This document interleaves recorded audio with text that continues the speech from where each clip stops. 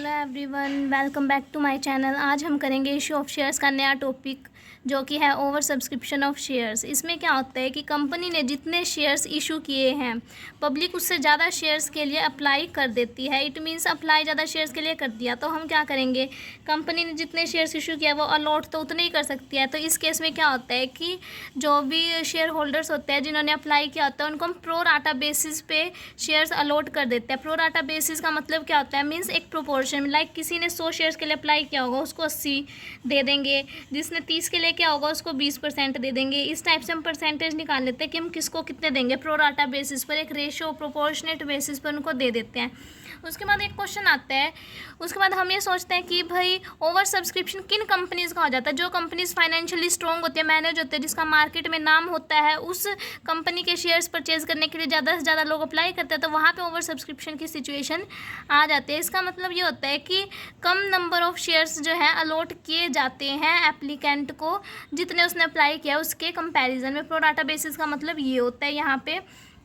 इसके बाद हम ये देखेंगे कि कुछ एप्लीकेंट्स ऐसे होते हैं ना जिसको हम शेयर्स, कुछ तो ऐसे होते हैं जिसको हम एक रेशो में देते हैं, कुछ ऐसे एप्लीकेंट्स भी होते हैं जिनको हम रिजेक्ट ही कर देते हैं। तो उस केस में क्या करेंगे, जिनकी हम एप्लीकेशंस वापस भेज देते हैं तो वहाँ पे हम एंट्री करेंगे share application account debit to bank account. Application money उनकी रिटर्न कर दी जाती है। और कुछ ऐसे होते हैं जिनको हम कम देते हैं, मतलब कि when some applicants are allotted smaller number of shares दिया जाता है तो उनकी जितनी एक्सेस अमाउंट आई होती है ना, यानी कि जिसको हम कम शेयर्स दे रहे हैं उनके जो एक्स्ट्रा पैसे आए हुए हैं उसका हम क्या करते हैं, उसको हम अलॉटमेंट पे एडजस्ट कर लेते हैं। जैसे उसके लिए हम एंट्री करेंगे फिर share application account debit to share allotment account, कि जो एक्स्ट्रा मनी आई है ना उसको हम अलॉटमेंट पर यूटिलाइज कर लेते हैं। और कई बार क्या होता है कि जो एक्सेस एप्लीकेशन मनी हमारे पास जो एक्स्ट्रा आई होती है ना वो क्या होता है, अलॉटमेंट मनी से भी ज़्यादा होती है, तो उस अमाउंट को हम जो एप्लीकेंट होता है उसको वापस कर देता है। और कई बार कंपनी क्या करती है, उस अमाउंट को भी रख लेते हैं कि हम उसे कॉल्स पे एडजस्ट कर लेंगे, लेकिन ऐसा कंपनी तभी कर सकते हैं जब वो उसके आर्टिकल्स के अंदर मेंशन हो, जब वो कंपनी के आर्टिकल के अंदर मेंशन है, ऐसा कंपनी तभी कर सकती है। कई बार क्या होता है कि प्रोस्पेक्टस के अंदर ही कंपनी अलग से मेंशन कर देते हैं कि वो जो इतना एक्स्ट्रा पैसे होंगे वो उसको कैसे कैसे एडजस्ट करेगी। और अगर कंपनी उसको कॉल्स पे एडजस्ट कर दे तो जर्नल एंट्री क्या होएगी, share application account debit to share allotment account to calls in advance account, की भी कॉल्स के पैसे जो है एडवांस में मिलेंगे ना तो कॉल्स इन एडवांस अकाउंट को क्रेडिट किया जाएगा। देन नरेशन लिखेंगे excess application money utilised for allotment and calls. इसके बाद हम ये देखते हैं कि treatment of surplus application money in case of pro rata allotment, यानी हम कुछ रेशो में दे रहे हैं और जितनी एक्स्ट्रा मनी आ गई उसको हम कैसे ट्रीट करेंगे। अगर क्वेश्चन के अंदर कुछ भी नहीं बोला हुआ तो हम जितनी भी एक्स्ट्रा मनी आई है ना एप्लीकेशन मनी पे उसको एडजस्ट करते हैं सिर्फ अलॉटमेंट पे, और बाकी जो पैसे बच जाते हैं अलॉटमेंट पे यूज़ करने के बाद उसको वापस रिफंड कर दिया जाता है एप्लीकेंट को। लेकिन अगर क्वेश्चन के अंदर स्पेसिफिकली बोला हुआ है कि जो एक्स्ट्रा पैसे सरप्लस जो है वो एप्लीकेशन मनी वाला वो एडजस्ट किया जाएगा अलॉटमेंट और कॉल्स के साथ, तो हम उसको एप्लीकेशन मनी को अलॉटमेंट और कॉल्स दोनों के साथ एडजस्ट करेंगे। उसके बाद जो पैसे बचेंगे उसको रिटर्न किया जाएगा। ये डिपेंड करता है कि क्वेश्चन के अंदर क्या बोला हुआ है, उसके बेस पे ट्रीट किया जाएगा इसको। देन नेक्स्ट रहेगा कि जब हम एप्लीकेशन और अलॉटमेंट अकाउंट को एक साथ ओपन कर देते हैं, यानी जॉइंट अकाउंट खोल देते हैं इसका, तो मोस्टली आजकल जो है कॉमन प्रैक्टिस में यही चीज़ आ रही है कि हम एक ही अकाउंट खोल देते हैं एप्लीकेशन और अलॉटमेंट का अलग अलग अकाउंट खोलने की बजाय। तो इसके अंदर क्या होता है कि हम जर्नल एंट्री क्या करेंगे, जब हमें एप्लीकेशन मनी रिसीव हुई है तब जर्नल एंट्री होगी bank account debit to share application and allotment account.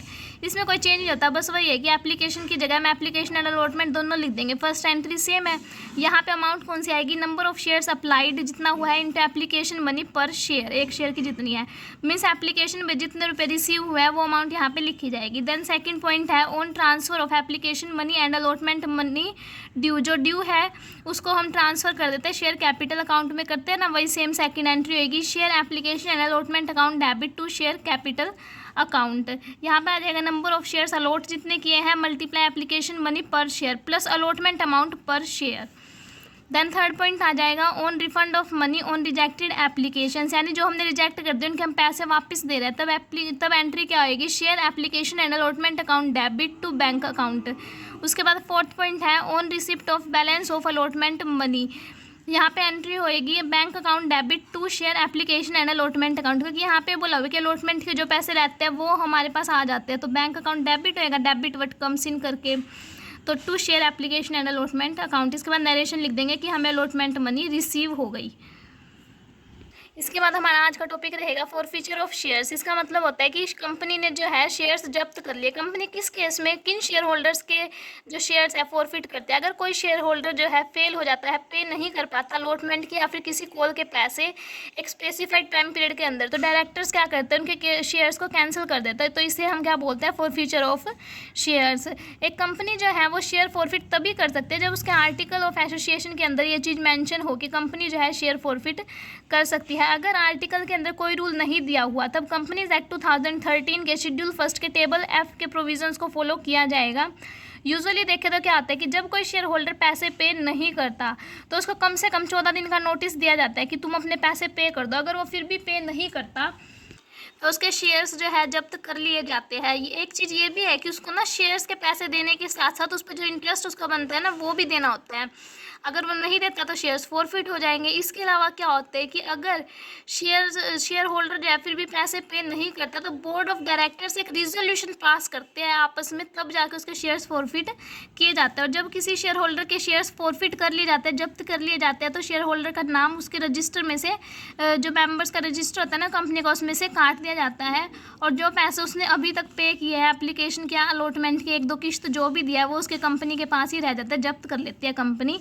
फिर है कि एंट्रीज क्या करेंगे हम, फॉरफीचर ऑफ शेयर कर रहे हैं तो forfeiture of shares which were issued at par, यानी कि जो शेयर्स हमने उसकी फेस वैल्यू पर ही इशू किए थे उनको जब कंपनी फॉरफिट करने जा रही है तो जर्नल एंट्री क्या होएगी। इसके अंदर ये बताया कि जब कंपनी इस टाइप के शेयर्स फॉरफिट करते हैं तो कंपनी की शेयर कैपिटल कम हो जाती है, क्योंकि शेयर्स जब वो वापस ले रही है तो उसने वो शेयर इशू नहीं किए अभी तक, तो वो शेयर कैपिटल उसकी कम हो जाती है। वहाँ पे क्या आएगा, शेयर कैपिटल अकाउंट तो डेबिट हो जाएगा हमारा, क्योंकि उसका बैलेंस कम हो गया और क्योंकि हमने उन शेयर्स को फॉरफिट कर लिया। और जो अनपेड कॉल्स हैं उनको क्रेडिट कर दिया जाएगा, क्योंकि उनके डेबिट बैलेंस को ताकि कैंसिल किया जा सके। क्योंकि जब हम ड्यू करते हैं कॉल्स का अमाउंट तो हम डेबिट करते हैं ना, तब हम क्रेडिट करते हैं और अब हम उसको अपोजिट कर देंगे डेबिट। उसके बाद रहेगा द अमाउंट ऑलरेडी पेड, जो उसने शेयर होल्डर अभी तक पे कर दिया था वो शेयर फॉरफीचर अकाउंट में क्रेडिट हो जाएगा। तो इस टाइप से हम जनरल एंट्री क्या करेंगे, share capital account debit, to share allotment account, to share call account, to share forfeiture account. अब देखो शेयर कैपिटल अकाउंट के अंदर तो वो अमाउंट लिखी जाएगी number of shares forfeited into called up value पर शेयर, कि आज तक हमने जितने भी रुपये उस पर मंगाए थे वो। शेयर अलॉटमेंट के अंदर वो लिखे जाएंगे जो हमें रिसीव नहीं हुए, कॉल के अंदर जितने कॉल के रिसीव नहीं हुए, फॉरफीचर के अंदर यानी कि जितने रुपए हमें मिल गए थे ना अभी तक उतने रुपए। और फॉरफीचर को यहाँ पे क्रेडिट इसलिए किया गया क्योंकि जो हमने पैसे जब्त कर लिए उस पर तो हमें प्रॉफिट हो गया, तो प्रॉफिट को क्रेडिट किया जाता है।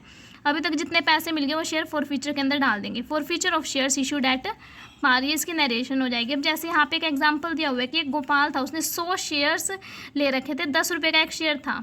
वहाँ पे क्या था, उसने 3 रुपये एप्लीकेशन के पे किए, 2 रुपये अलॉटमेंट के, लेकिन फर्स्ट कॉल के 2 रुपये पे नहीं किए।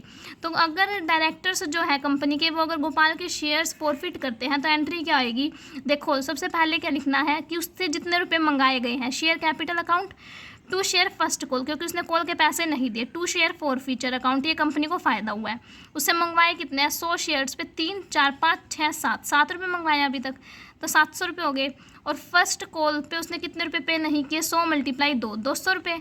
और उसने अभी तक पे कितने कर दिए, 3 + 2 5 रुपये पे कर दिए, 5 × 100 500 रुपये उसके अभी तक कंपनी को प्रॉफिट हो गया 500 रुपये का। नरेशन लिखेंगे 100 rupees forfeited for non payment of first call of 2 rupees. Then second case रहेगा कि अगर कंपनी ने शेयर्स जो है प्रीमियम पे इशू कर रखे थे वो फॉरफिट कर लिए, तब क्या होगा, यहाँ पे हमारे पास 2 केस होते हैं कि कंपनी ने एक तो वो वाले शेयर्स फॉरफिट किए हो जिस पे प्रीमियम उन्होंने रिसीव कर लिया था, एक वो वाले शेयर्स फॉरफिट किया जिस पे प्रीमियम रिसीव नहीं किया था। तो पहले फर्स्ट केस देखते हैं कि कंपनी ने शेयर्स फॉरफिट किए प्रीमियम रिसीव करने के बाद, इट मीन्स कंपनी के पास प्रीमियम भी आया हुआ है। इसके अंदर क्या आएगा, कंपनीज एक्ट 2013 के सेक्शन 52 के अकॉर्डिंग अगर कंपनी ने प्रीमियम कलेक्ट कर लिया तो उस प्रीमियम को कंपनी कैंसिल नहीं करेगी, इट मीन्स उसके अपोजिट एंट्री नहीं की जाएगी, उसको डेबिट नहीं किया जाएगा। लेकिन जिस केस में कंपनी ने अभी तक प्रीमियम रिसीव किया ही नहीं, वहाँ पे क्या होगा कि जब कंपनी शेयर फॉरफिट करने जा रही है, उसने प्रीमियम ड्यू किया होगा, तो वहाँ पे उसकी जो है अपोजिट एंट्री की जाएगी, सिक्योरिटी प्रीमियम रिजर्व अकाउंट को यहाँ पे डेबिट करना जरूरी है। जैसे यहाँ पे एंट्री होगी share capital account debit, security premium reserve account debit, to share allotment account, to share call account, to share forfeiture account.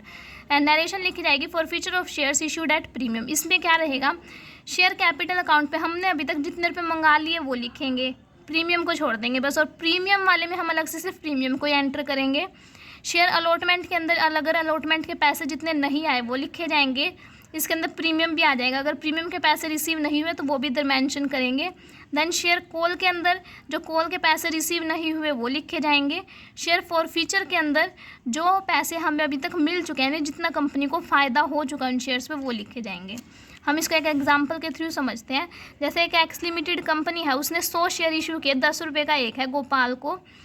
एक उसमें प्रीमियम था 4 रुपये, 3.5 रुपये तो उसके एप्लीकेशन पे आने थे, 6.5 रुपये अलॉटमेंट पे आने थे जिसमें प्रीमियम इंक्लूड है, 2 रुपये फर्स्ट कॉल पे, 2 रुपये फाइनल कॉल पे। तो एंट्री क्या आएगी यहाँ पे है share capital account debit, securities premium reserve account debit, 2 share allotment, 2 share first call, final call, 2 share forfeiture account. अब देखो शेयर कैपिटल के अंदर तो जितने रुपये हमने उससे अभी तक मंगाए वो आ जाएंगे। 100 रुपये 10 रुपये का एक है, 100 शेयर्स 10 का एक है, 1000 रुपये आ गए।